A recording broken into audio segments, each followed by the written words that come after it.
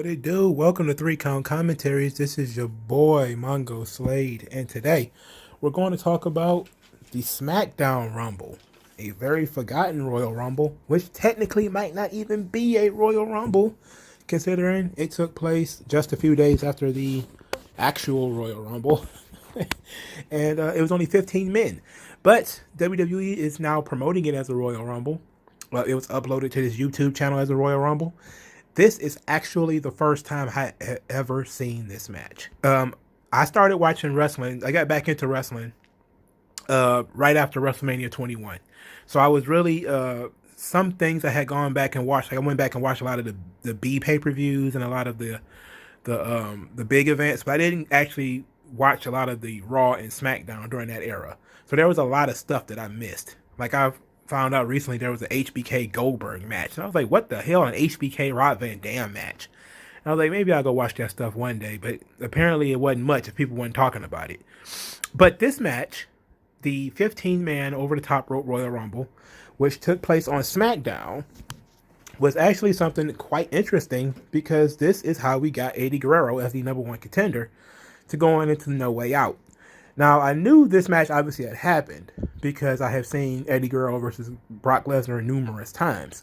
But I never thought to go watch the actual Rumble match that it took place in because I figured, it's probably nothing. And you know what? It it was not really much, you know? And it goes to show when they do things during commercial that things are not important. But let's go through it because I got to do Royal Rumble retrospective. So the things that I like to look at when I'm talking about Royal Rumbles, I like to look at like four or five metrics. Not just who won, but what the A story was, what the B story was, what the C story was, who was the Iron Man, who was the Final Four. Those are the things that I look at when I'm looking at Royal Rumbles. So the A story in this situation was that Kurt Angle had nearly won the actual Royal Rumble in 2004, which was won by Chris Benoit. In other words, he who should not be named. The B story is that Eddie Guerrero had been attacked by Chavo Guerrero earlier in the night and probably would not be able to make it on this show. And the C story is that not Chavo, but Cena and the Big Show, their storyline, which actually began at the Royal Rumble with Show eliminating Cena and injuring his leg. That continued into here, which of course led to their match at WrestleMania 20. So this was very interesting. This has some pretty good stories going into it. And so let's talk about it. Number one was Kurt Angle. He was the Iron Man. He worked the entire match. He went from bell to bell. And Rhino was number two. Very interesting. This was the first Royal Rumble on network TV since I think the initial Royal Rumble. Or I don't know if the second one was on network TV or not. But I know the first one, the very first Royal Rumble, was actually created for NBC. So this might have been the first Royal Rumble on network TV since then, unless there was something else I'm not thinking of. So let's continue going through this. Charlie Haas was number 3. Shelton Benjamin was number 4. Bradshaw was number 5. And this was, Bradshaw, Jesus Christ. It was a clothesline from hell in this match it was on Rhino, and I just said, oh my God. Like, they would never let anybody throw a clothesline like that today. They don't even let guys really make contact with clotheslines today in WWE. Like, that boy was stiff. I mean, he got hit in the chest with a baseball bat. It was nuts. And that kind of reminded me, some of how crazy Bradshaw used to throw them clotheslines. So during commercial, Ernest the Cat Miller came out. And I don't know if I told you guys how much I hate Ernest the Cat Miller, but I fucking hate Ernest the Cat Miller. He was good in The Wrestler. He played, I think, some guy called The Sheik in The Wrestler, the movie The Wrestler, with Mickey Rourke. He was really good in that. But all of the stuff he did in WCW, the shits. All this stuff he did in WWE, the shits. Ernest the Cat Miller can talk. He has a great bombastic personality, but all that James Brown shit he was doing, I fucking hate Ernest the Cat Miller.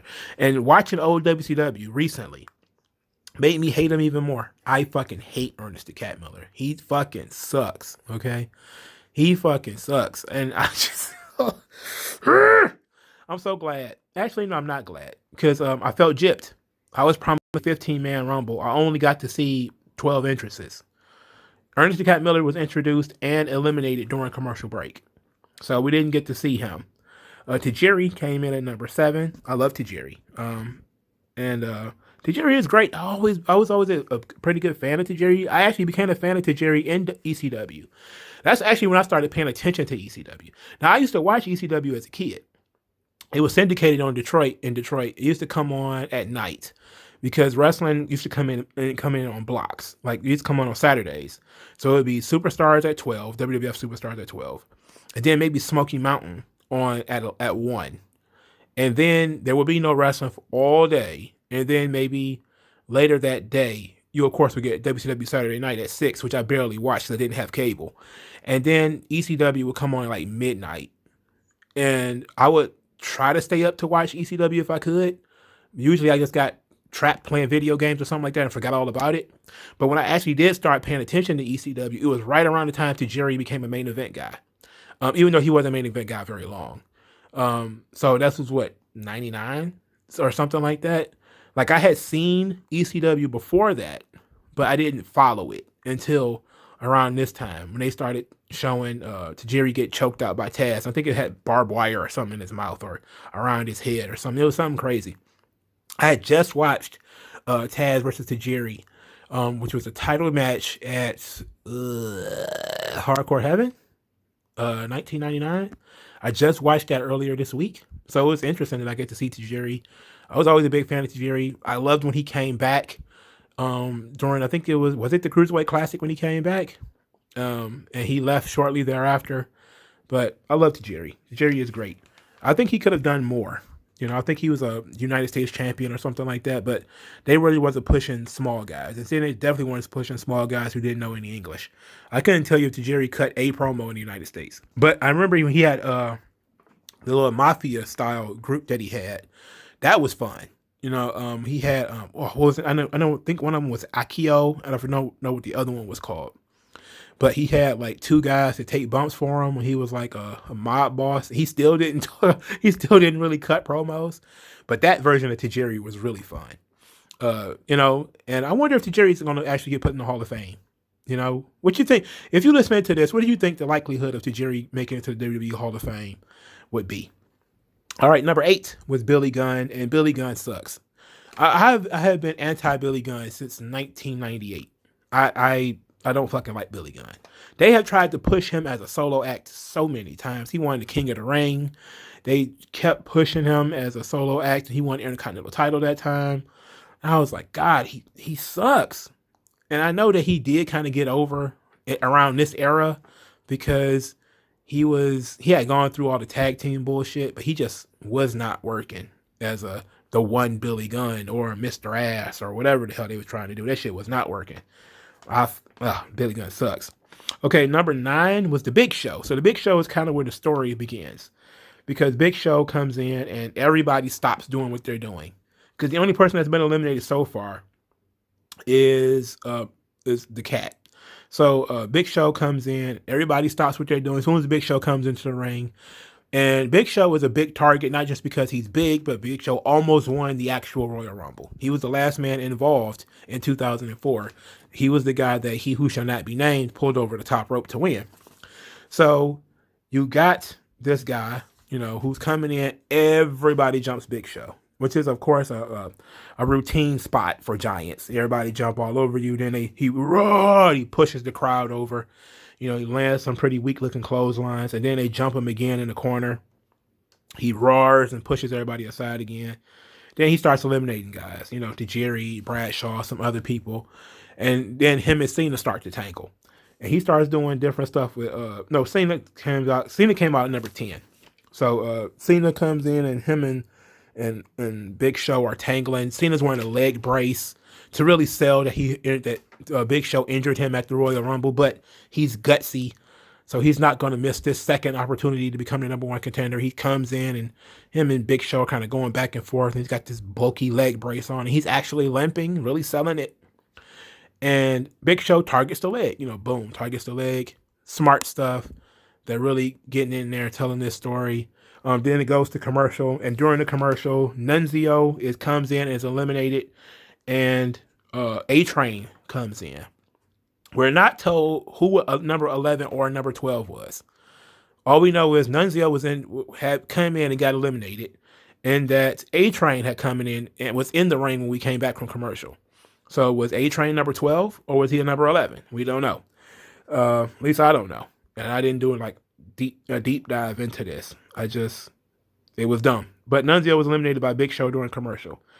So Eddie Guerrero comes out at number 13, which of course is weird because you're trying to tell this story about this guy basically getting jumped earlier. But of course they made up for it later. I've always said, like, when you do these matches, these gauntlets where you have a top babyface and he's going to go over, he should come in early. I don't know how I feel about him coming in near the end. There's only like 2 people left. So Rikishi comes in at number 14, and Rikishi's in there giving away stink faces, which I never really realized how much I hate the stink face. I fucking hate that move. Like, it's one of the ultimate wastes of time. But there was something pretty interesting in here where Shelton Benjamin got a stink face, and he squealed before it happened. And then afterwards, Charlie Haas is over in the corner wiping his face for him. Feverishly.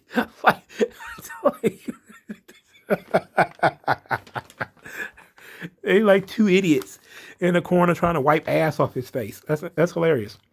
Number 15 was Hardcore Holly. He was the final entrance. Hardcore Holly was the main event guy, believe it or not. He wrestled Brock Lesnar at the Royal Rumble. Wrestled for the title. I guess he technically wasn't the main event because the actual Royal Rumble match was the main event. But he wrestled for the title. And if you ever thought there's some weird stuff going on now, Hardcore Holly wrestled Brock Lesnar on a pay-per-view. And people paid to see it. Believe it or not. So Kurt Angle rallied the troops to help him eliminate the Big Show, which they did. This Big Show had already eliminated John Cena by this point. Cena was already out.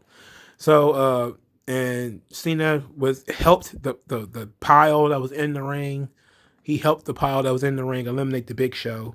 So we got the Cena Big Show stuff continuing because Cena was eliminated by Big Show, and then he helped the crowd eliminate Big Show so they get to continue their storyline. That was pretty good. Plus, you had to do something to get Big Show out of there. Eddie Guerrero had several eliminations. I didn't really keep track of everybody who was eliminated. The crowd was solidly behind Eddie. I mean, it was a pro Eddie crowd, 100%. The final 4 was Eddie, Angle, Rikishi, and Billy Gunn. I don't know why I was thinking Bart Gunn. I think that's how I was thinking about anybody said Billy Gunn. So Billy Gunn was eliminated by Kurt Angle. I mean, not Kurt Angle, but Eddie Guerrero, I believe. I think it might have been Eddie Guerrero. So it came down to Eddie, Angle, and Rikishi. Rikishi was tossed out by Eddie and Angle working together. And now we get the Eddie Angle duel at the end. And they went almost 10 minutes. And yes, this made the match worth watching. They need to do this every year. There needs to be like a lengthy duel between the 2 guys that are, this is how you put guys over. Yes, they did it, with Undertaker and Shawn. And that's really... This is the only really other time they've done it, like take an extensive amount of time to end the match. Usually it's, one guy turns around and boom, there's a clothesline. He goes over the top rope. I love this because they took their time. They didn't start the match over where basically they were both starting from scratch, but they took their time. They didn't immediately try to throw each other over the top rope. They were doing stuff to each other. There were shoulder blocks. There was some Irish whips. There was things happening. They traded ankle locks where, Eddie had put Kurt Angle in an ankle lock, and then Angle reversed it and countered it and put him in an ankle lock. And then because Eddie had this head injury, which he kept selling all night by, grabbing his jaw, grabbing the back of his head, Angle put him in a sleeper hold. And you would think to yourself, like, why the hell would you put somebody in a sleeper hold in the middle of the Royal Rumble? But it actually made sense because he was knocked unconscious by Chavo earlier in the day. So he might be having, some dizziness, or he might be a little off. His balance might be a little bit off. So if you can make him drowsy, you can take him out. So you put him in the sleeper hold. And then you also do the ring generalship when you take the fans out of it. So now the fans are not involved anymore. They're starting to die down. So Angle, it was a very pro Eddie crowd. They started to die down. But then you force Eddie to build the crowd back up, which was really good. The finish came with Angle being on the ring apron, and he's going to vertical suplex Eddie Guerrero from the inside the ring out. But Eddie counters it, lifts up Angle in a vertical suplex, and threw him forward. Both of Angle's feet touch the floor, and Angle loses. Eddie Guerrero is the number one contender for the WWE Championship at No Way Out 2004, which of course he won. So this was great. This was great because all of the stories delivered. Kurt Angle's desire to be the champion. He went from bell to bell.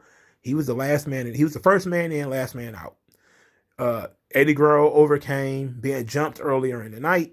And Cena and Big Show, cost each other this match. And now their feud continues so they can continue doing other things. If I would have a criticism, of course, the criticism would be doing things during commercial break when we can't see them. Fucking sucks. But that's also why I'm glad they don't do Royal Rumbles on TV anymore, because that's a pain in the ass. That's real annoying. And I was thinking while I was watching this match that they should do Royal Rumbles on TV, like mini Rumbles, like 5 men, 10 men, something like that, over top rope challenge. But then when I started to see that they was doing shit during commercial, I'm like, you know what? That would be the last thing I want, is for people to miss the countdown, miss the introduction. You're missing eliminations, and you have to watch it through in the little box replay. That's stupid. But this was mostly good. The A story and B stories deliver. I didn't really like the Final Four because, Rikishi, he was a top guy, which is strange, because for me, Rikishi has always just been Fatu, and I'm not even talking about head shrinker Fatu. I mean, Gangbanger, when he came back doing hip hop Fatu. That's how I've seen him forever. Even when, no matter what they changed on him, I just see Fatu. Time to make a change with the stomach surgeries. And he's also from San Francisco, which is really strange they didn't put him in the match. But they never had to give him the title, and that's not a good idea. They went with the right choice. The fans wanted Eddie. The fans got Eddie. So this is mostly good. I have, of course, the quality of the talent involved is like, but it was a single brand Royal Rumble. What can you do? But let me know what you guys think. Spread the good word of 3 Count Commentaries by utilizing the hashtag 3 Count Commentaries. Thank you guys for listening. I'll talk to you guys later.